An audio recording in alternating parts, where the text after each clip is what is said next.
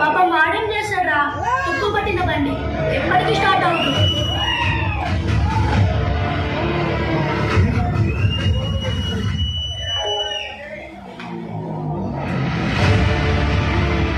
అప్పుడు ఎవరి మీద నిన్ను చెయ్యొద్దని గీత గీసింది నేనే.